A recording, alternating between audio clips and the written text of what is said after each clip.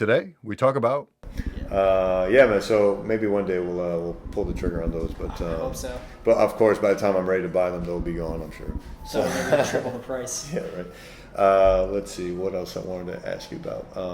Do you ever find yourself incorporating sneaker material into your stand-up? I've tried to.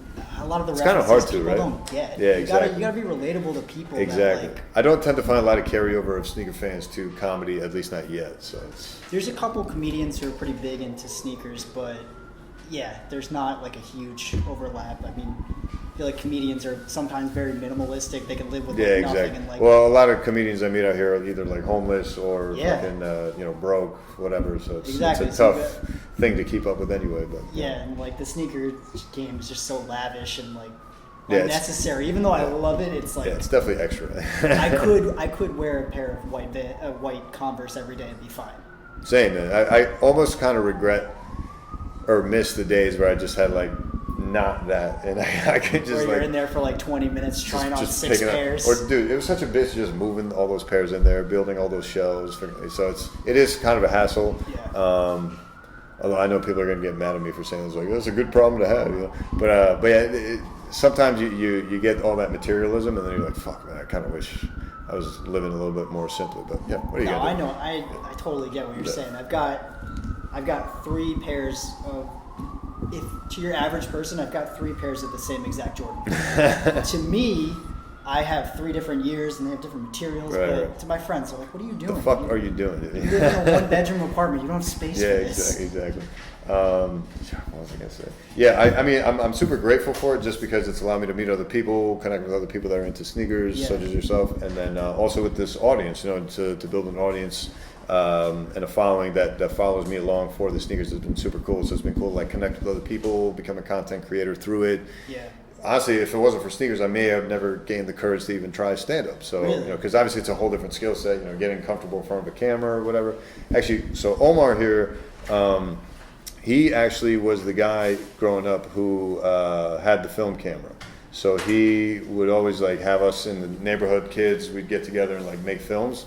And then he would edit them together on a fucking VCR and shit. Like he That's was cool. hardcore about it back then. What kind of videos did you guys make? Oh, dude, I mean, all kinds of like not parodies, but like he had like a Mr. Universe video.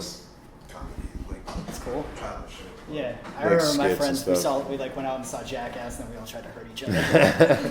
Yeah, he would have all these characters and costumes and shit we would do. And to this day, my parents still ask when they ask like, "How's Omar doing?" And like, is he still making movies? Yeah. Is he not a big time director now? So but yeah, man, and he would start to host like in our local community. He would like host comedy shows a couple times. That's super cool. And would bust out some characters for that as well. So Comedy shows like stand up or like yeah, sketch? stand-up comedy, and then there would be some sketches in them as well. But yeah, he would do some stand-up. When was the last time you did that? Probably 5 years ago. Really? So like probably the last time I saw you do it. Shit. It's like a variety show or something. Anything. So I think, like you said, I did do videos a lot. So this is before YouTube existed Yeah. when I was doing this. So we're talking like 2007 through It just wasn't 2011. the same. But it wasn't as easy to share. So back to think about it, 2007 2010, to even watch a YouTube video on your phone wasn't convenient really at that Yeah. time. You know, or it wasn't the way that we have. Yeah, and no one really knew what YouTube was So going to yeah, so become. now, dude, content, like, I'm not saying my shit was good, but I'm saying that some of the stuff that went viral in the last 7-8 years was just crap, you know? Oh, so absolutely. like, I'm saying I probably would have had higher percentages. Dude, honestly, if you had, sorry, go ahead. No. What were you saying?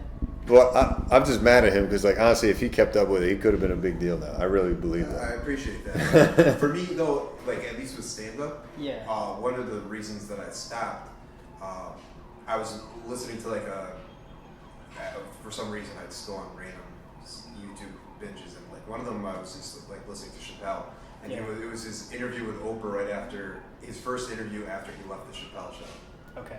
Yeah. And he was and he was kind of explaining things, and he said that he was doing some type of skit, and I forgot what it was. I know what you're talking You know what I'm talking about, but whatever it was Yeah. race based, and one of these members of the production crew on the set laughed at something, but he said what irked him was the way that individual laughed. It wasn't the right type of laugh. So he was, regardless of what topics and why he was broaching those topics, he started to see himself lend himself to a different audience who was listening to the same thing that the intended audience was listening to, but interpreting it in a way that made him feel uncomfortable. He said they were laughing for the wrong reason. Yeah. Which is like a lot of his stuff is like ironic and race-based, and you can like see it in different ways, I guess. And they were laughing, like, I guess, at it instead of like the craziness of it. Yeah. So like for me, I always I feel like if you're going to, in my limited experience, if you're gonna go on stage, you have to be comfortable addressing the obvious. Okay. Yeah. You can't go up there and try to shield something. You know what I'm saying? If you have a mustache, you might address it. You know what I'm saying? And then if you don't address it and you neglect it the whole time and a heckler calls out the fact that you have a mustache, if you're not prepared for that, then you're just gonna like look like a shy bastard just sitting up there absolutely. like, oh yeah, next subject. It just, you're bringing your insecurity on there and not addressing it. So for me, I always address the fact that, you know, I'm Arab, I'm Muslim. You know what I'm saying? So that's always gonna be a part of my set. And so I stopped doing comedy in general and even the videos because I'll never forget where it was the same type of thing that I heard Chappelle describing, where the laugh I was getting made me feel uncomfortable. And it wasn't like it wasn't for the right reasons. What was the joke? Do you mind if I ask? So in general, like you were saying, I would go back from just straight up just sets, you know, just bits or whatnot, to like just a little skit. And one of the skits or characters that I'd break into was I'd act like a Muslim priest. Okay. And you know, they're sheiks, so in Sheikh, so it's Shake Your Booty was his name.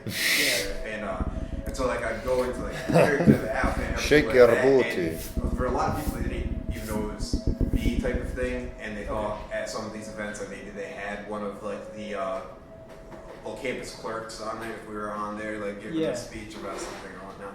And so like I was poking fun at like the religion, the culture, things like that. Just a bunch of different things like that. And so what I would see is obviously a lot of Arabs in general can't take jokes. It's not culturally something like our comedy here is very self-deprecating.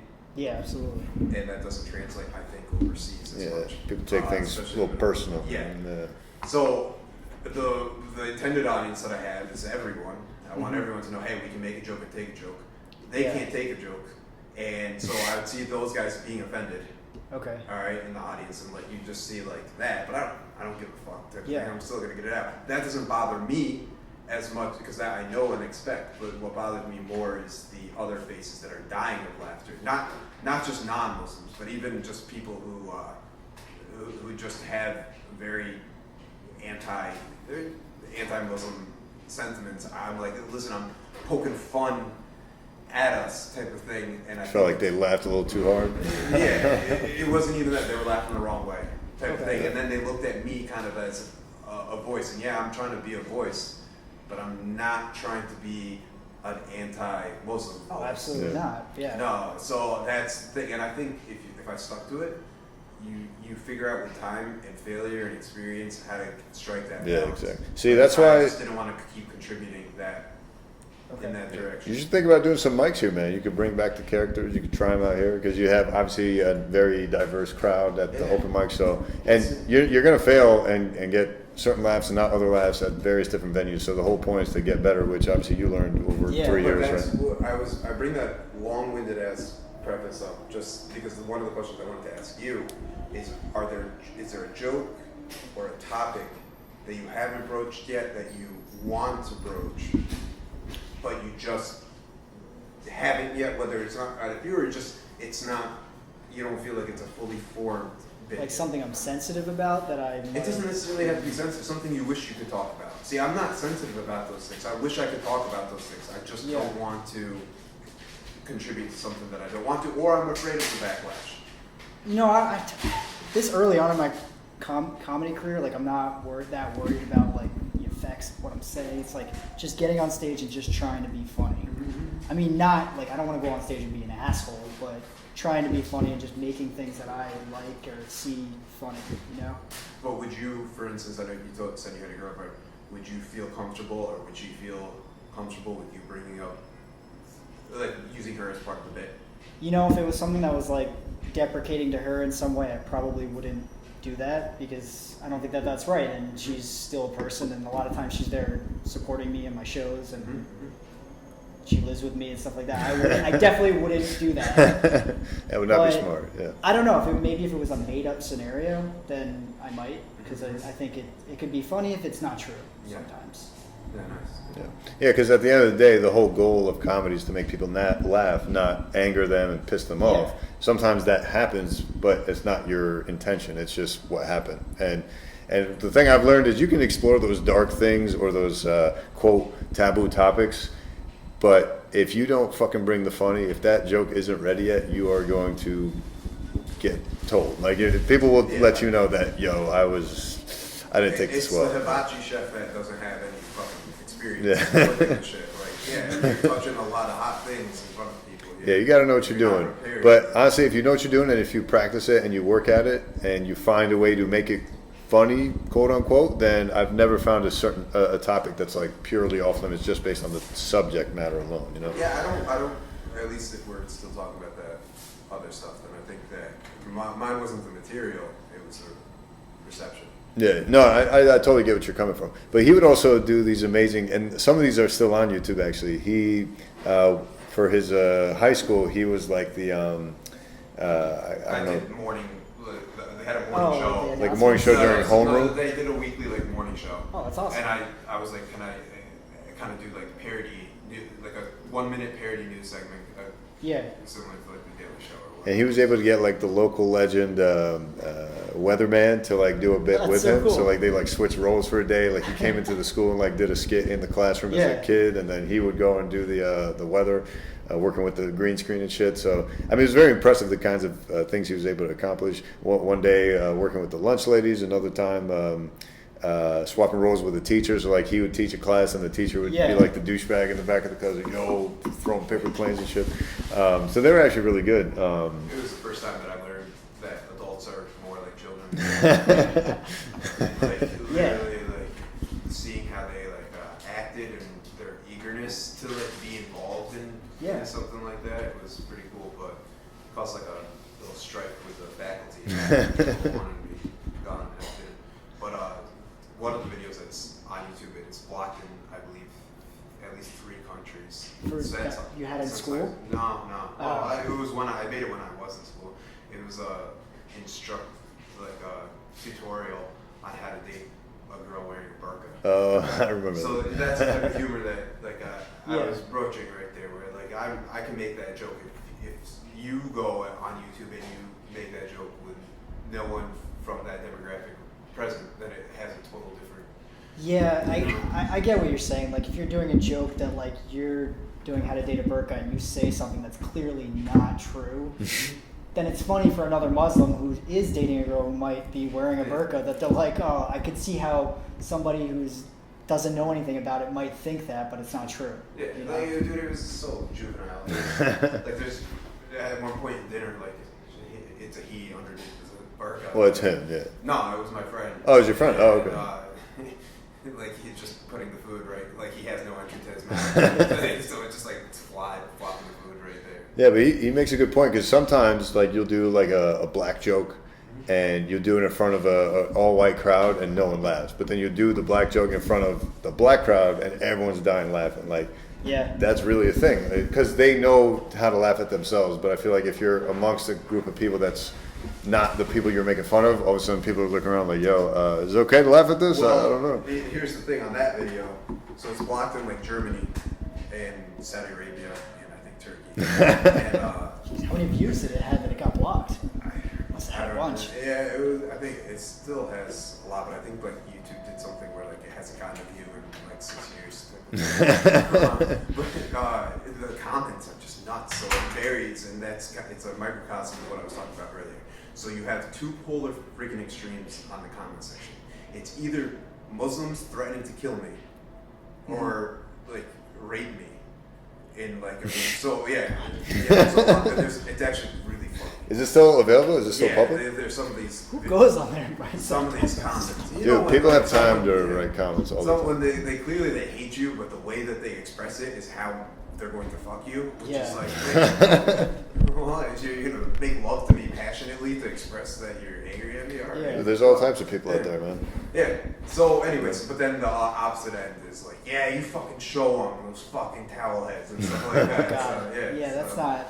You don't want it to turn into like a town rally. Yeah, there's no one like, oh, proper humor could say. There's no in between. It's either. Oh, really? That's my entire audience. No, I'm kidding. No, I get your what you're audience is saying, like, though. hey Doc, I see you, boy. Dude, we did a video once where I ate the hottest tortilla chip in the world. Yeah. So him and a buddy of mine, was filming, and he was on camera with me. And there's a part of the video where he goes to offer. I was like dying at the end of it. He goes to offer me water with his water bottle. He's like, "Yo, you want some water?" Oops! He's just like smelling it on the side. Can you do the Melissa McLaughlin? I'm just shaking my head like, Jesus, motherfucker. And dude, some of the comments I would get on him, and then the cameraman in the back, like, being an asshole, like, yo, your friends suck, man. They're not nice to you. Or you get the other version of, like, dude, your friends are fucking hilarious. Like, because I thought it was hilarious. I seem to get a lot of hatred on any of your videos. That's why he's staying off camera, folks. He doesn't want any more rape requests, right? I didn't say that. Oh yeah, that's the new fantasy, rape fantasy. Got it. Let's see, what else did I want to ask you about, man?